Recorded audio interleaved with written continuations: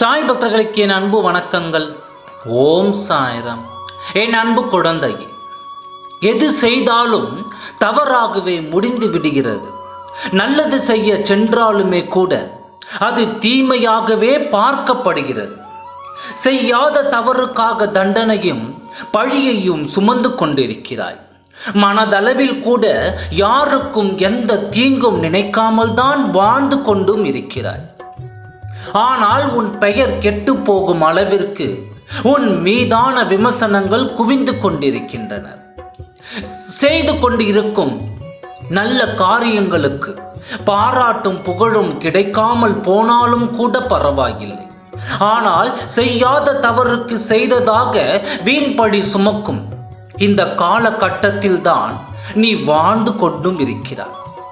உன்னை துளி அளவும் புரிந்து கொள்ளாத மத்தியில்தான் உன் வாழ்க்கை போராட்டம் நடந்து கொண்டிருக்கிறது.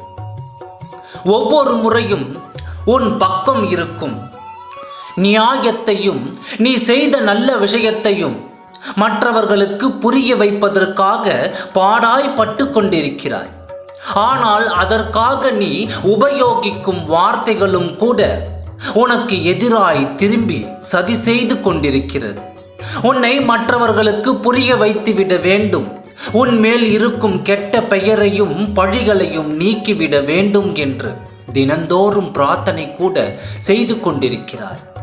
நீ பேசினாலும் தவறு, நீ எந்த செயலை செய்தாலும் தவறு, எதன் மீதாவது ஆசைப்பட்டாலும் தவறு, அதற்காக காத்திருந்தாலும் தவறு என்பதுதான் சதா சர்வகாலமும் சுட்டி காட்டிக் கொண்டே இருக்கிறார்கள்.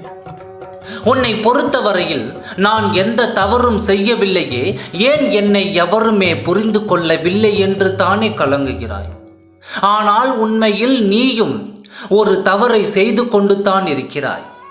உன்னை விமர்சிப்பவருக்கும் உன்மேல் பழி போடுபவர்களுக்கும் உன்னை தவறு என்று சுட்டி காட்டிக் கொண்டே இருப்பவர்களுக்கும் உன்னை நிரூபிக்க நீ பாடுபட்டு கொண்டே இருக்கிறாய்.